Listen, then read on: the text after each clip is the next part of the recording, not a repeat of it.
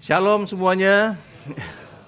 Ya, kalau Anda merasa aneh saya di sini, saya bisa mengerti. Saya juga merasa aneh gitu ya. Dari tadi jalan-jalan di sini ketemu jemaat, banyak yang menahan ketawa. Saya tahu mereka mau ketawa, tapi tahan terus. Terima kasih untuk menahan ketawanya tadi. Dari tadi saudara, jadi saudara di sini jangan tidur. Ini antena saya gede banget, saudara. Saya tahu kalau ada yang tidur di sini. Ini udah antenanya ada 4 signalnya ya. Haleluya, puji Tuhan. Kalau di Korea, kalau New Year di Korea kita sebut saling menyapa satu dengan yang lain dengan sebutan Sehebok Mani Padeseo. Coba katakan sama-sama, Sehebok Mani Padeseo. Artinya biar berkatmu melimpah, kamu dapatkan melimpah-limpah, saudara ya. Jadi ya, ini saya agak kurang seimbang nih. Oke. Sehebok Mani Padeseo, dan saya berdoa semoga tahun ini Anda akan menerima berkat-berkat yang melimpah. Dan bagi Anda yang lain, saya ucapkan Kongsi Facai, Sinyen Kwaila. Nah, oke, saudara, hari ini kita sambil merayakan Imlek atau Solal dalam bahasa Korea, kita akan mendengar firman Tuhan dan kita akan melanjutkan firman Tuhan. Tolong saudara, anggap aja saya nggak ada gitu. Jangan terdistraksi dengan ini ya, dengan segala macam itu ya, perhiasan yang ada gitu ya. Saudara, Anda mungkin pernah nonton film 300 ya, saudara ya. Kalau ini ya, ini muncul kira-kira tahun 2000-an ya, tahun 2000-an dia muncul filmnya. Kisah peperangan antara Raja Leonidas, raja dari kerajaan Sparta, melawan tokoh jahat di film itu yaitu Xerxes, gitu ya. Xerxes itu adalah kaisar dari Persian Empire ya, kekaisaran Persia pada waktu itu ya. Mungkin banyak yang nggak tahu Xerxes itu seperti apa dan digambarkan. Xerxes digambarkan itu ya seperti God King gitu ya, rajanya para dewa gitu ya. Untuk menggambarkan siapa si Xerxes, the great Xerxes gitu ya, Xerxes yang agung. Nah, Anda mungkin nggak terlalu tahu backgroundnya si Xerxes seperti apa. Kalau si Leonidas, Raja Spartan, kita bisa nonton di videonya, di filmnya. Tapi saya nggak terlalu rekomendasi karena videonya atau filmnya itu sangat ini ya, sangat brutal gitu ya, sangat berdarah-darah. Tapi istrinya si Xerxes ini pasti kita semua sudah kenal. Namanya Ratu Esther. Iya. Mungkin banyak kan, masa Esther menikah sama ini? Ini tokoh fiksi ya. Ini tokoh fiksi. Nggak seperti itu. Nggak botak, nggak gundul, nggak pakai baju gitu. Udah kayak tuyul raksasa gitu ya. Nggak, saudara. Dia seorang raja, seorang kaisar dari kerajaan Persia yang sangat besar. Dan waktu itu dia sedang ada dalam suatu kampanye peperangan melawan negara-negara di Eropa, saudara ya. Dia menyerang Italia, dia menyerang Turki, dia menyerang kerajaan-kerajaan di Eropa, saudara. Dan sampailah dia di dekat Sparta dan dikenal dengan peperangan Thermopylae, saudara ya. Peperangan yang dahsyat sekali, dan kampanye peperangan ini gagal, saudara ya. Walaupun dia berhasil mengalahkan orang-orang Sparta dengan 300 orang melawan 80.000 pasukan, saudara ya. Pasukan si Xerxes itu ada 80.000, tapi 300 orang ini bisa bertahan, saudara ya. Mereka bisa melawan dan menahan Raja Xerxes dan pasukannya yang besar itu, walaupun cuma 3 hari.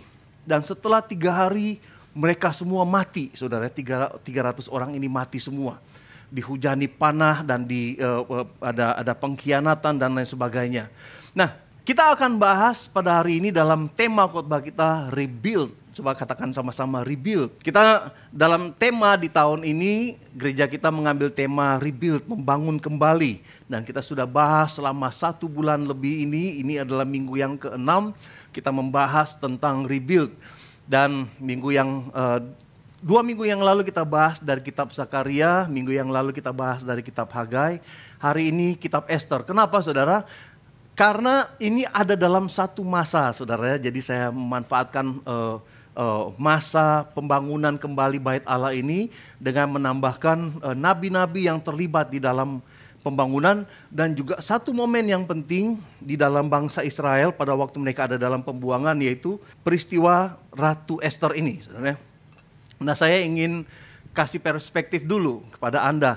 Di mana sih kejadian kitab Esther ini ada di mana dalam sejarah kembalinya orang Israel dari Babilonia ke Yerusalem. Nah, saudara, Anda bisa lihat di sini, mungkin terlalu kecil, tapi saya janji nanti sebentar setelah ibadah saya akan kirimkan PowerPoint-nya kepada Anda. Nah, ini saudara, minggu yang lalu kita bahas tentang bait Allah kedua yang selesai pembangunannya.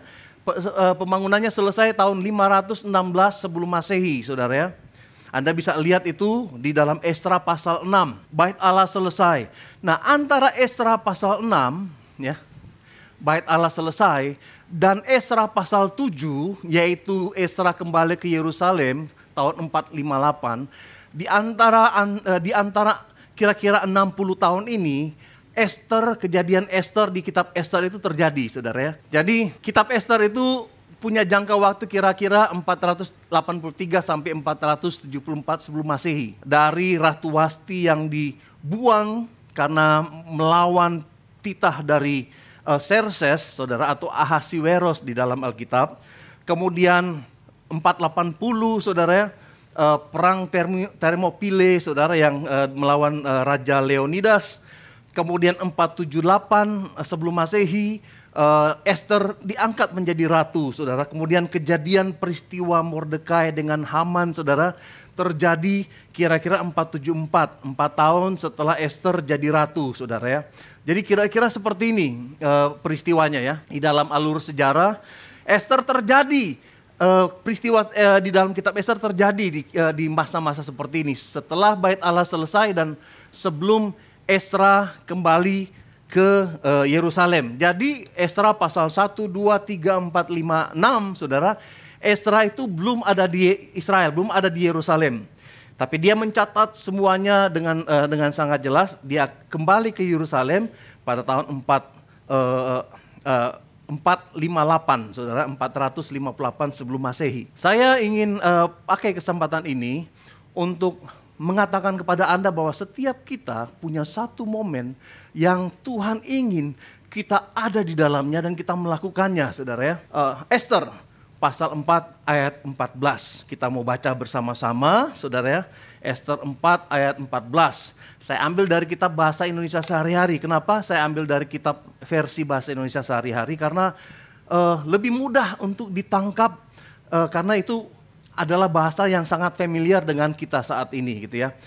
Terjemahan baru yang ada dalam Alkitab Anda itu diterjemahkan tahun 1974, saudara ya. Jadi sudah 40 tahun yang lalu, 50 tahun yang lalu, saudara.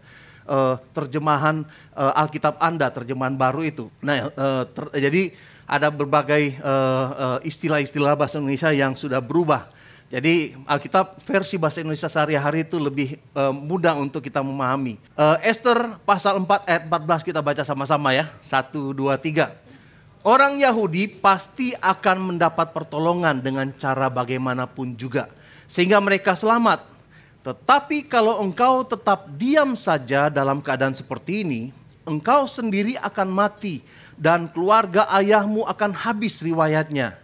Siapa tahu barangkali justru untuk saat-saat seperti ini engkau telah dipilih menjadi ratu. Oke, demikian firman Tuhan, saudara. Dan kitab Esther, saudara, Anda bisa baca di dalam kitab Perjanjian Lama.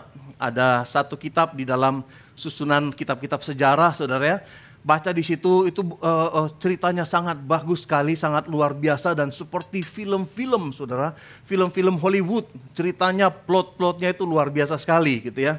Nah, garis besar kalau Anda belum tahu, kalau Anda yang sudah Kristen dari kecil pasti tahu waktu di sekolah minggu suka diajarkan dan diceritakan oleh guru sekolah minggu tentang Ratu Esther ini, saudara ya.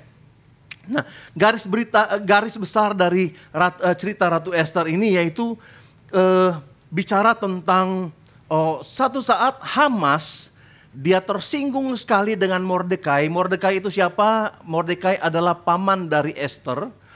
Karena waktu itu Haman salah satu petinggi raja dengan ranking yang sangat tinggi, saudara. Mungkin hampir sama seperti wakilnya Raja Xerxes. Setiap kali dia keluar dari istana, seluruh orang di luar sana akan tunduk kepada dia, akan menyembah dia. Kecuali satu orang, saudara, Mordekai. Mordekai nggak pernah sujud kepada dia, nggak pernah menyembah dan menundukkan badannya kepada dia. Kemudian si Haman ini panas, si Haman ini marah, saudara. Kemudian dia ingin membunuh si Mordekai, tapi dia merasa hina ini. Mau bunuh satu orang, tangan saya terlalu hina kayaknya membunuh satu orang. Saya mau bunuh satu bangsa. Karena dia tahu bahwa Mordekai itu adalah orang keturunan Yahudi, saudara, orang Yahudi. Jadi itu ceritanya, saudara ya. Nah, kemudian ada Esther yang mengambil resiko untuk menghadapi Haman, saudara, di depan raja. Kemudian cerita selanjutnya yaitu bagaimana Haman, saudara, digantung di tiang gantungan yang dibuatnya untuk menghabisi dan menghukum orang-orang Yahudi, saudara. Itu kira-kira plot ceritanya, saudara. Nah, Haman ini punya kedudukan yang sangat tinggi, saya katakan hampir seperti orang keduanya Raja Xerxes, saudara ya. Dia berkuasa dan posisinya sangat tinggi sekali dan sangat kaya sekali, saudara, si Haman ini. Nah, ini bukan Hamas ya, saudara, Haman. Sekarang emang seperti itu, Hamas berusaha menghancurkan Israel, tapi ini Haman ya. Kira-kira 2.500 tahun yang lalu, saudara ya. 2.500 tahun, tahun 478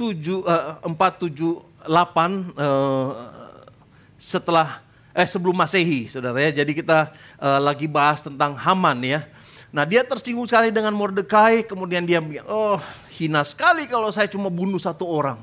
Saya bunuh bangsanya, saudara. Jadi dia mulai merencanakan untuk genosida, saudara ya, untuk genocide. Membunuh seluruh orang-orang Yahudi, membasmi seluruh orang-orang Yahudi. Karena Mordekai, karena alasan etnisitinya dia nggak mau menyembah si Haman. Begitu marahnya, benar-benar luar biasa sekali, saudara ya. Nah, anehnya sejak dahulu, saudara, sampai saat ini berkali-kali orang Israel dan bangsa Israel berusaha dibasmi oleh bangsa-bangsa lain, oleh raja-raja lain, oleh kekuasaan-kekuasaan lain, saudara ya. Dalam sepanjang sejarah ada banyak sekali plot-plot genosida terhadap orang-orang Israel.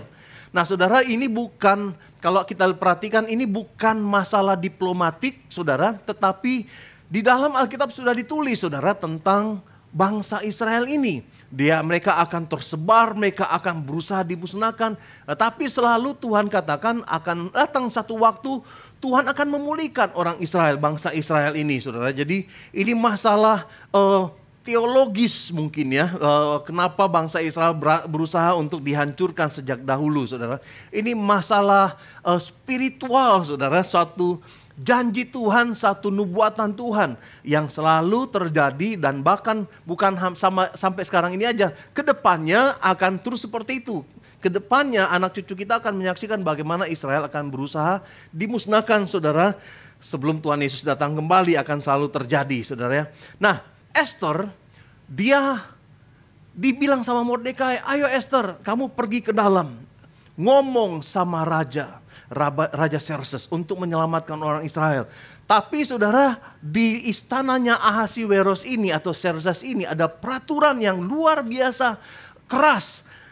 Dan semua orang tahu, saudara, bahwa tidak ada satu orang pun yang boleh muncul di depan pintu gerbang dari raja, saudara. Di pintu gerbang ruangannya raja, di pelataran ruangannya raja, saudara. Nggak boleh ada orang yang muncul di sana. Kalau ada yang muncul pasti dihukum mati, saudara. Kecuali kalau raja mengulurkan tongkat emasnya kepada orang itu akan selamat. Dan artinya raja ini berkenan untuk bertemu dengan orang tersebut.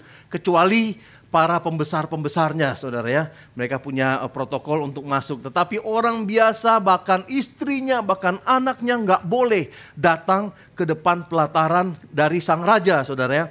Kemudian saudara, waktu itu si Esther, dia mengambil resiko, saudara ya. Esther berkata kepada Mordekai, waktu Mordekai suruh bertemu dengan Raja Xerxes, kamu tahu kan, paman, undang-undang di sini. Terus saya ini, kalau Anda baca di kitab Esther ini, saya sudah 1 bulan lebih belum bertemu dengan raja. Jadi kalau saya masuk dan raja nggak berkenan, saya mati. Kata Esther begitu, saudara ya. Kemudian disinilah, saudara, kata-kata ini muncul. Mordekai kasih tahu kepada Esther, Esther, kalau kamu tidak bertindak, kalau kamu nggak masuk ke dalam ketemu dengan raja, orang Yahudi pasti tetap akan mendapat pertolongan dengan cara bagaimanapun juga sehingga mereka selamat. Jadi menurut kata si Mordekai kepada Esther, Esther, kamu mau masuk ke dalam ketemu dengan raja atau enggak?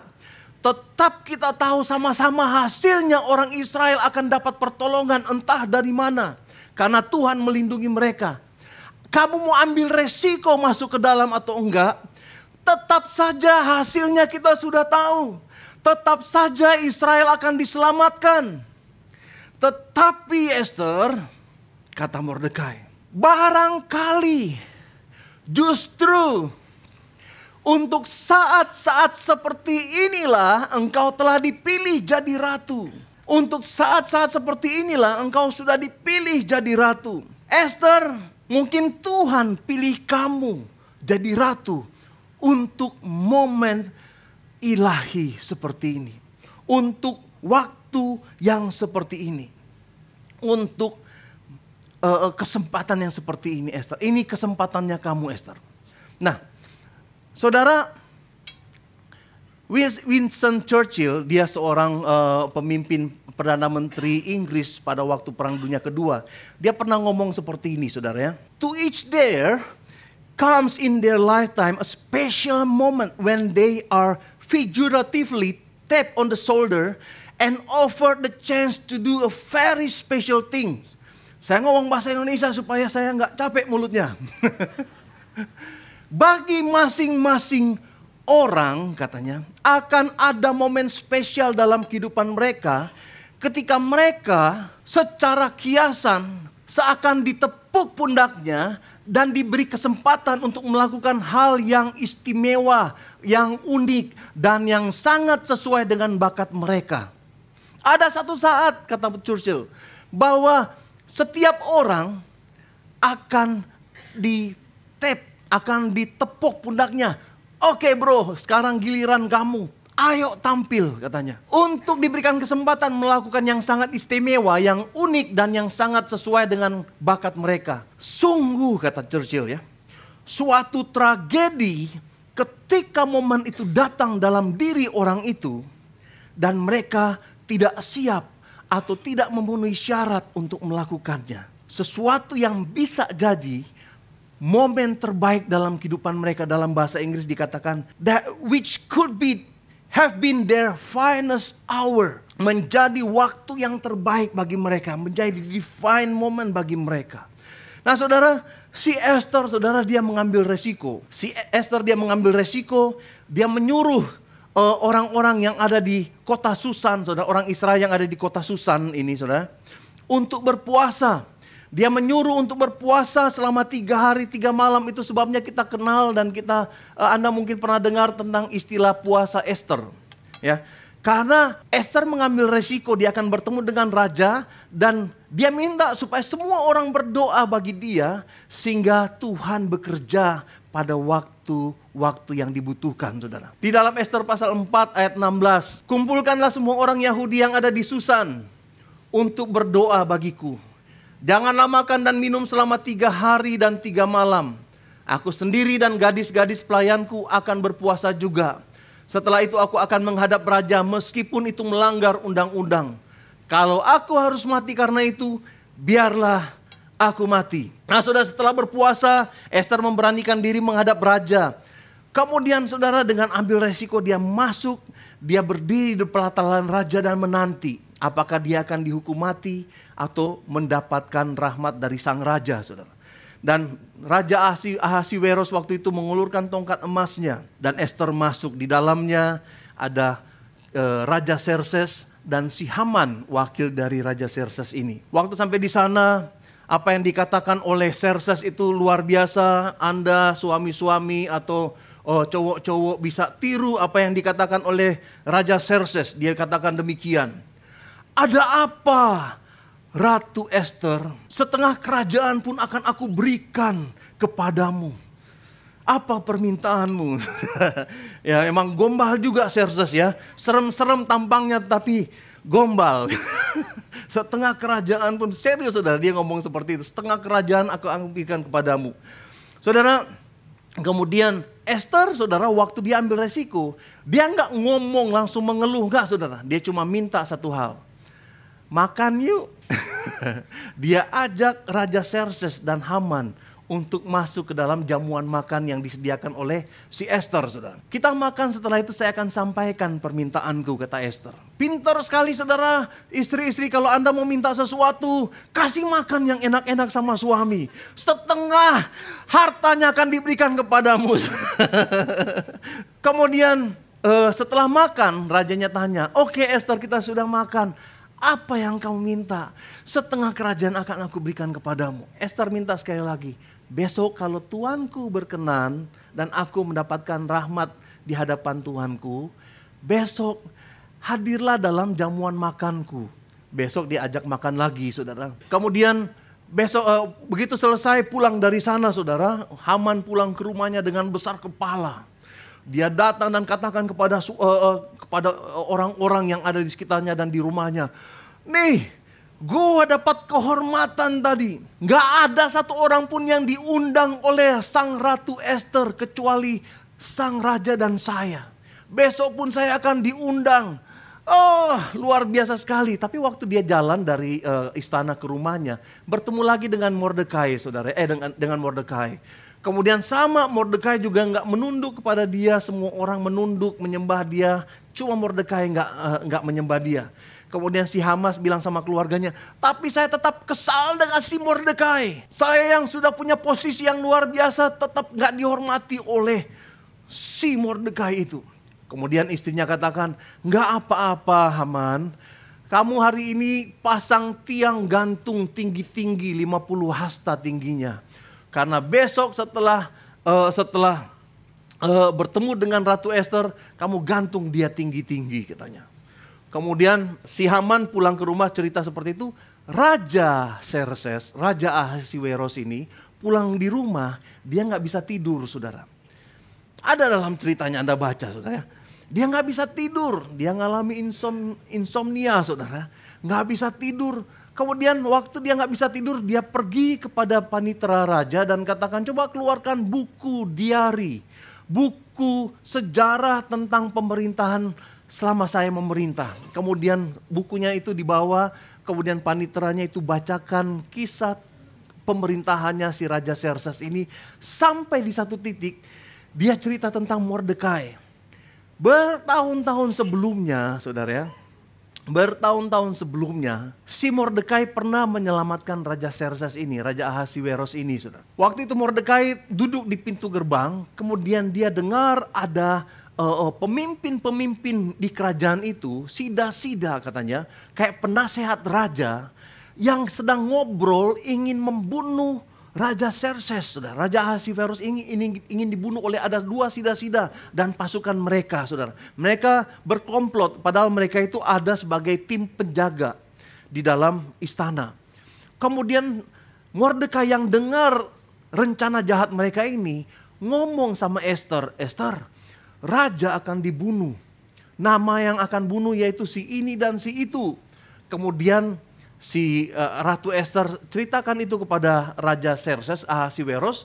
Kemudian raja menyelidiki dan ternyata betul saudara, 2 orang ini dan beberapa orang yang jadi pasukannya dibunuh saudara, dihukum mati. Waktu raja sedang mendengar itu saudara, ini ternyata udah sampai pagi ya ceritanya ya. Pagi-pagi raja tanya kepada panitera itu, kemudian apa hadiah yang saya kasih sama si Mordekai ini? Enggak ada tuanku raja. Raja tidak memberikan upah apa-apa kepada Mordekai untuk jasanya ini. Kemudian si raja kaget, kok saya bisa luput ya, bisa lolos ya, kok saya nggak memberikan penghargaan kepada dia. Lagi berpikir seperti itu dan ngobrol seperti itu dengan paniteranya saudara. Datanglah si Haman saudara, pokoknya tepat sekali waktunya. Datang dan menghadap si raja, si Haman ini saudara, dia sedang, Haman lagi ya. Haman. Bisa diedit nggak nanti ya? Haman ini saudara ya. Pas dia masuk dan kemudian raja tanya kepada Haman, Haman, apa yang harus saya lakukan kepada orang yang saya sangat hormati? Haman pikir itu gue. Itu pasti gue, siapa lagi yang raja hormati? Kemudian Haman katakan gini, beginilah yang tuanku harus lakukan kepada orang yang tuanku hormati. Pakaikan baju yang raja pakai saat ini kepadanya. Pakaikan mahkotamu kepada kepalanya. Kemudian tempatkan dia di kereta kencana raja. Kemudian arak dia keliling kota Susan ini, bukan Pusan ini. Kota Susan ini. Kemudian ada orang-orang yang harus berlari di depan kereta itu dan harus berteriak-teriak. Inilah yang akan dilakukan oleh raja pada orang yang sangat dihormatinya. Karena si Haman bilang, kesempatan gue mau promosi diri gitu ya. Dia pikir dia yang akan dipromosikan dan dihormati. Kemudian umumkan bahwa raja akan menghormati orang ini. Dan orang yang paling terhormat di kerajaan ini yang akan memakaikan baju kerajaan dan mahkota. Itu kata Haman. Kemudian Raja Ahasiweros katakan kepada Haman ini, oke Haman, lakukan tepat seperti yang kamu katakan ini kepada Mordekai, musuh bebuyutannya. Wah, luar biasa saudara ya. Saudara bayangkan betapa empatnya si Haman saudara ya. Musuh bebuyutannya saudara, dia pakaikan baju raja, dia pakaikan mahkota, dia hormat, kemudian dia bawa pimpin sampai ke kereta kencananya raja. Kemudian dia lepas kereta kencana itu saudara, dan orang-orang berdiri. Demikianlah dilakukan kepada orang yang sangat dihormati raja. Sakit hati saudara si Haman ini saudara. Tahukah Anda bahwa dalam kitab Ester tidak ada kata Allah satupun. Itu sebabnya waktu bapak-bapak gereja mau masukin kitab Ester ini ke dalam kanonisasi Alkitab, mereka berdebat panjang. Masa kita mau masukin kitab yang gak ada kata Allah di dalamnya? Kitab Ester gak ada kata Allah. Anda cari dari pasal 1 sampai 10, gak ada kata Allah saudara. Kemudian saudara mereka berdebat. Dan akhirnya mereka sepakat, oke masukkan saja saudara. Kenapa mereka memutuskan untuk masukkan kitab Ester ini ke dalam kanonisasi Alkitab? Memang nama Allah nggak ada saudara. Tetapi jejak Allah ada di mana-mana dalam kitab Ester saudara. Kalau bukan Tuhan, siapa saudara yang raja lagi baca sejarahnya. Kemudian cerita tentang tentang Mordekai saudara. Dan tiba-tiba Haman datang saudara. Semuanya seakan-akan penuh dengan kebetulan saudara ya. Penuh dengan kebetulan saudara. Anda bisa menyampaikan khotbah dan firman Tuhan tanpa menyebutkan Allah saudara. Anda bisa menceritakan tentang Tuhan tanpa berkata-kata tentang Allah kepada orang saudara. Anda bisa menginjili tanpa memberikan kata-kata saudara tentang Allah, tentang Tuhan. Anda bisa memberikan value kepada dunia ini saudara tanpa cerita atau berkata tentang Tuhan. Sama seperti kitab Ester ini saudara. Anda bisa pergi kepada tetangga Anda, pergi kepada tempat pekerjaan Anda, jadi berkat di sana saudara. Dan itu yang kita ajarkan selama firman Tuhan yang kita bawa saudara, rebuild ini saudara. Yaitu bagaimana kita saudara sebagai gereja menjadikan Galilee Church ini sebagai charging station. Kemudian Anda dipenuhi saudara, baterai Anda jadi penuh, kemudian Anda kembali ke komunitas Anda, ke tempat Anda, ke lingkungan Anda, dan jadi berkat di sana saudara. Di sana Anda akan bertemu dengan banyak sekali kebetulan. Dan kalau bukan Tuhan yang memberikan kebetulan-kebetulan itu nggak bisa terjadi saudara. Bapa di surga akan menyertai Anda. Bapa di surga akan bersama-sama dengan Anda dan akan memberikan momen-momen ilahi di dalam kantormu, di dalam pekerjaanmu, dalam sekolahmu, dalam lingkunganmu. Tuhan akan memberikan momen-momen terbaik, momen-momen ilahi itu kepada Anda saudara. Anda bisa menceritakan tentang Allah tanpa berkata-kata tentang Allah. Nah dalam perayaan Imlek pun demikian. Anda akan ketemu beberapa hari, saya nggak tahu, mudah-mudahan masih ada waktu bagi Anda ketemu dengan saudara-saudara yang lain. Anda bertemu dengan sanak saudara yang mungkin belum kenal Tuhan. Yang mungkin belum kenal Yesus. Kalau Anda ngomong udah dilemparin bakpao karena udah sering kali ngomong tentang Yesus. Yesus lagi nih pasti ngomongnya. Gua cubit juga. Anda bisa cerita tentang Yesus tanpa berkata-kata tentang Yesus saudara. Anda bisa memberikan kesaksian kepada mereka sampai hatinya mereka terbuka. Dan Anda sampaikan nama yang indah, nama yang luar biasa, yaitu nama Yesus saudara. Manfaatkan saudara setiap momen untuk menyampaikan kebenaran firman Tuhan kepada orang-orang yang lain. Dalam perayaan Imlek waktu bertemu dengan keluarga, Anda bisa cerita tentang kebaikan Tuhan. Cerita tentang momen-momen ilahi dalam kehidupanmu. Cerita tentang kuasa Tuhan. Tanpa berkata-kata tentang Tuhan saudara. Amin. Anda bisa ceritakan tentang kebaikan Tuhan. Tentang kuasa Tuhan di kantormu, di sekolahmu, di lingkunganmu, di tetanggamu saudara. Jadi berkat di tempat Anda berada saudara. Nah pertanyaan saya saat ini saudara kepada Anda. Pertanyaan saya kepada Anda saudara. Bagaimana Anda ingin diingat orang saudara? Esther terkenal dengan kecantikannya. Dia sangat cantik saudara. Itu sebabnya dia terpilih jadi queen, jadi ratu. Esther pasti dia sangat kaya saudara. Esther sebagai ratu dia pasti punya perhiasan yang spektakuler, yang majestic, yang luar biasa saudara. Tetapi Esther gak dikenal oleh karena kecantikannya saudara. Dia gak dikenang oleh karena perhiasannya yang luar biasa.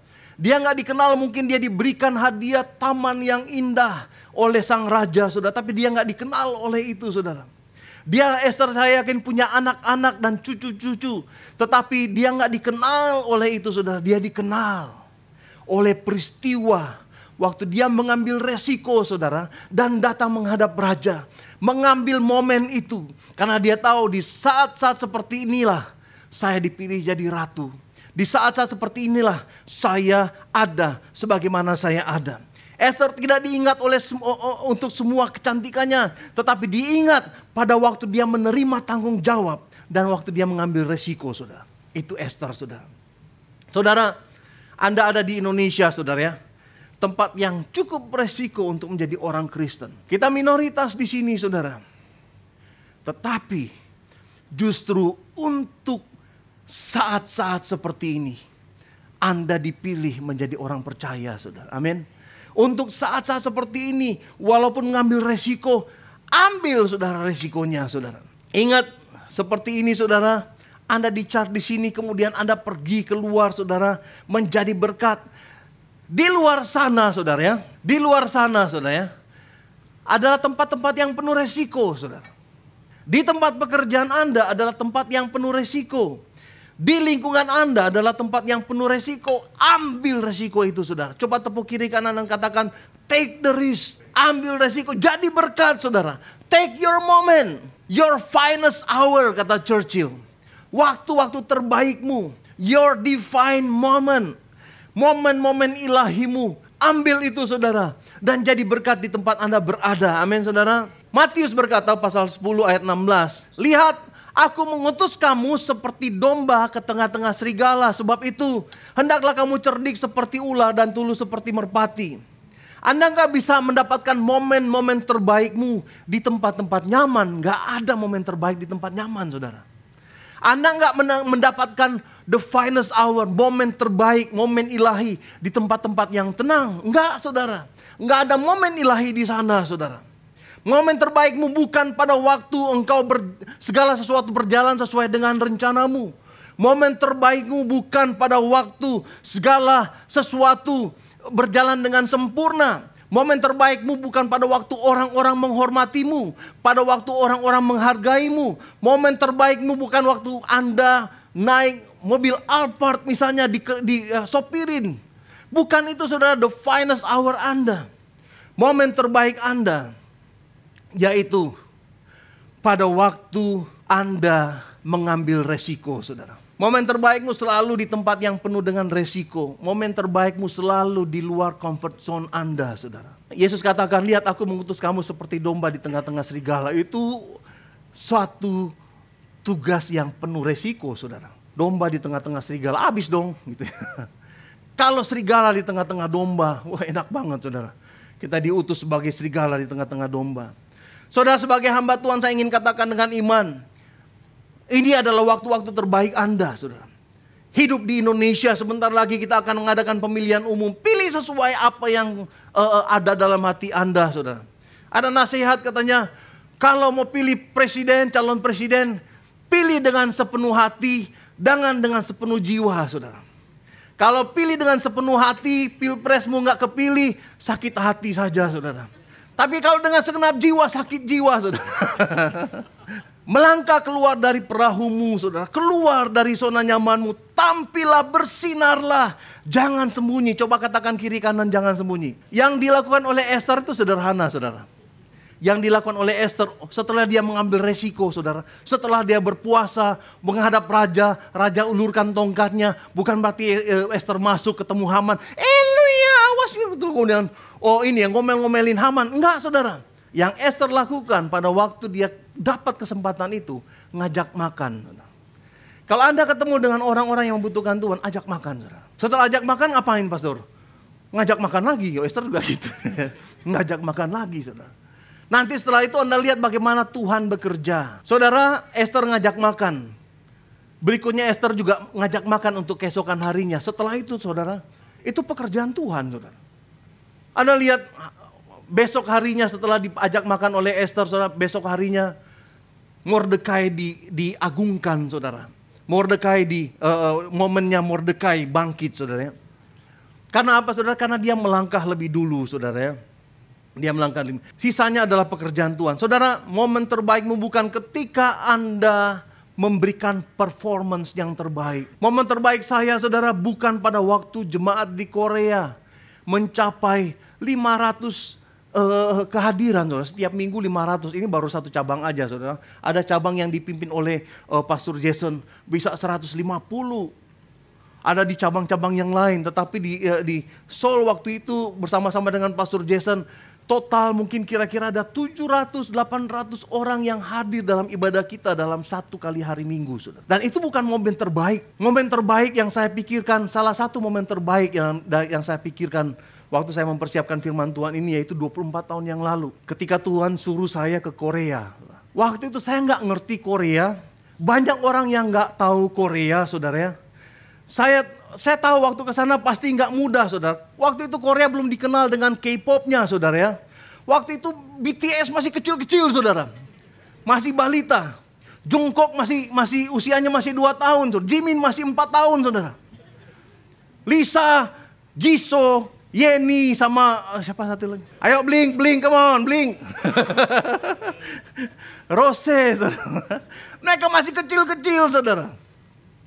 Belum ketahuan, belum terkenal seperti sekarang, saudara, Korea waktu itu. Tapi waktu itu saya berangkat ke Korea. Saya merasa seperti Petrus yang keluar dari zona nyaman saya, saudara. Sampai di sana saya nggak tahu mesti ngapain, saudara. Saya sampai di sana, saudara, saya harus berpuasa selama berbulan-bulan, saudara. Untuk bisa melihat bagaimana segala sesuatu dibawa oleh Tuhan. Karena saya tahu bukan karena kuatku, bukan karena gagahku, tapi oleh Roh Kudus. Momen yang terbaik yaitu pada waktu saya mengambil resiko dalam kehidupan saya. Momen yang terbaik waktu kami sekeluarga pulang dari Korea dan kembali ke Indonesia 10 tahun yang lalu, saudara. 10 tahun yang lalu, saudara, hidup kami di Korea sudah cukup enak, saudara. Kami tinggal di apartemen yang bagus. Apartemen kami, saudara, cuma jaraknya 300 meter dari gereja. Sekolahnya Joel dan Matthew cuma 100 meter dari rumah, saudara ya. Kemudian apa yang paling mahal di Indonesia adalah yang paling murah di Korea waktu itu, saudara. Yang paling mahal di Indonesia apa? Pendidikan anak, dan kedua kesehatan, saudara. Di Korea, saudara, pendidikan anak gratis, saudara. Saya nggak perlu bayar uang sekolah di sekolah yang cukup bagus, cuma 100 meter dari rumah. Untuk kesehatan, saudara, apapun yang saya lakukan, saya nggak pernah bayar lebih daripada 500.000 rupiah, saudara.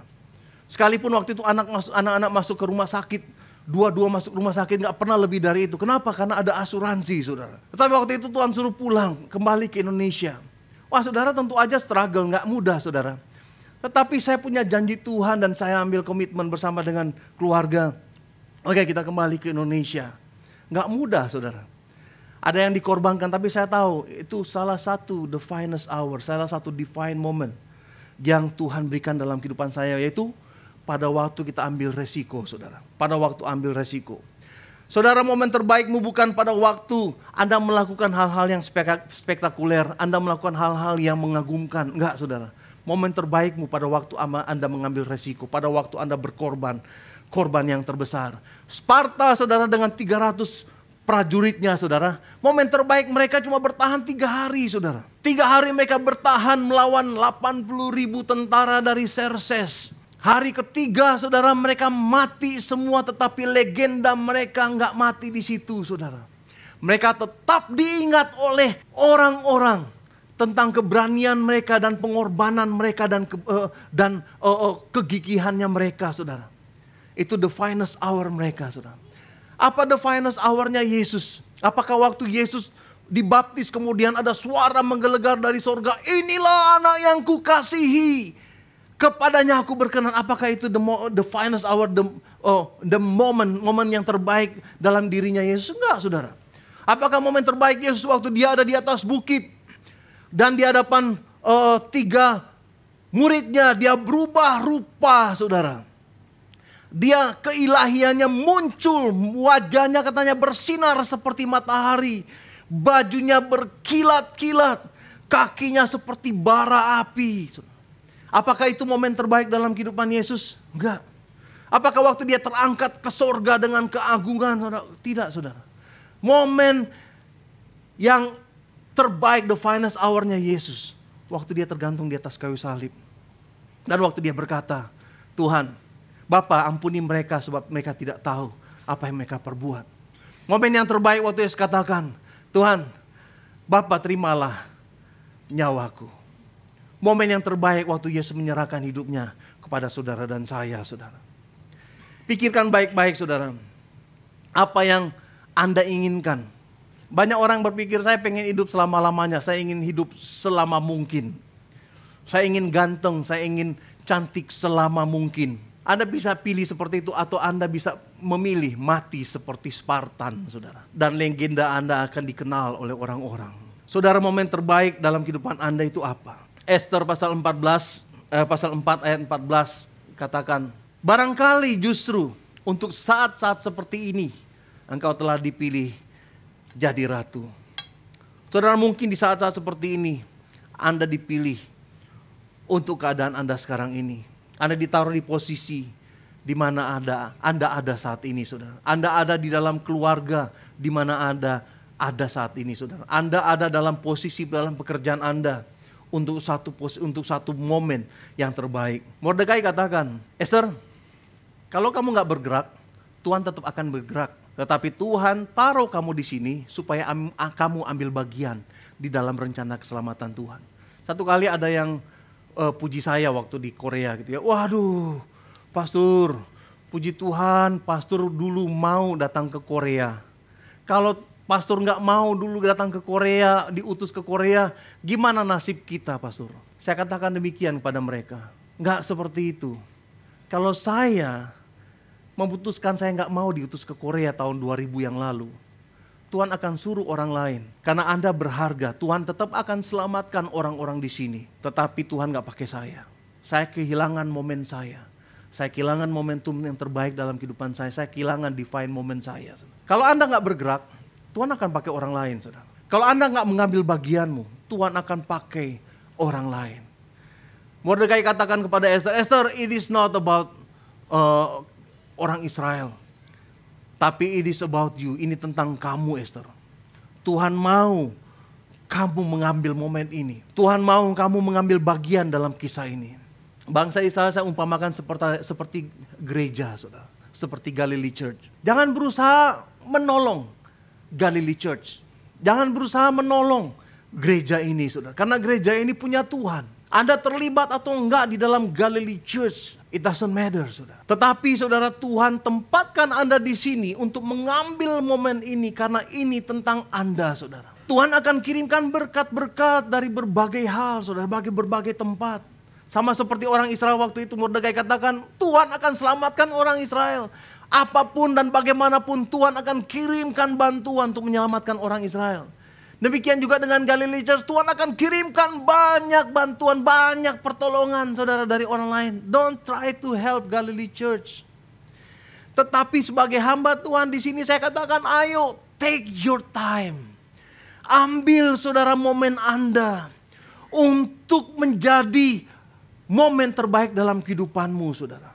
Momen ini adalah bagi Anda, saudara, kesempatan yang Tuhan berikan kepada Anda, momen terbaik Anda. Saya tergerak kalau Anda, saudara, belum pernah mengenal Kristus. Ingat, Yesus memberikan momen terbaik dalam kehidupannya untuk memberikan hidupnya kepada Anda, saudara.